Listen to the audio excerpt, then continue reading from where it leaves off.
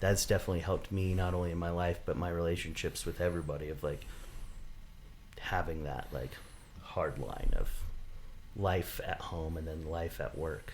So I think that is an interesting point to get to, because the longer I do this, the less I think my entire life should be emergency medicine. You know, I should not identify just as a emergency medicine PA. You know, I'm a dad, I'm a husband, like I have all these other roles that are more important than just what I do as a career. And I think not identifying with it and just talking about it day in and day out and is important to separate your life a little bit from like that. I said, I'm not a paramedic named out. I am Alex, who is a paramedic. Right. That's not just me. Right. And being able to kind of to see those two different things, and you know, sometimes it gets, my kids love the fact that I'm a paramedic and they love to be like, Dad's a paramedic to everybody, but then it's like, but I'm also dad. Right.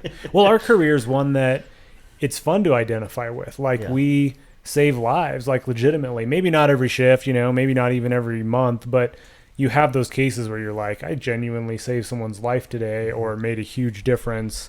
And it's a cool field. Everybody likes to hear about it. So it's hard to get past that point of making it your entire personality. You know, when you're a brand new EMT, you're carrying C collars around in your car. You're like, oh, there's a car accident up there. I need to go hold C-spine. And like you make it your whole personality. You know, you're wearing your company's logo on your jacket on your day off. You're wearing a hat or something with their logo on it. And it's like your whole thing. I remember being a brand new EMT, I was all about that. I wanted to tell everybody the stories and wear the private ambulance company logo jacket on my day off so everybody would know. And then the longer I do this, the less I am likely to tell people what I do. It's okay to be that way in the beginning, because like you said, it's one of the best jobs I've ever had in my entire life. Like I constantly, patients are like, well, how do you continue to do this? And I'm like, hey, it's one of the easiest, but it's been one of the, like, I've loved this job. I feel like that old person that's like, I haven't worked a day in my life, you know, but I truly haven't. Once you kind of find what you enjoy, you don't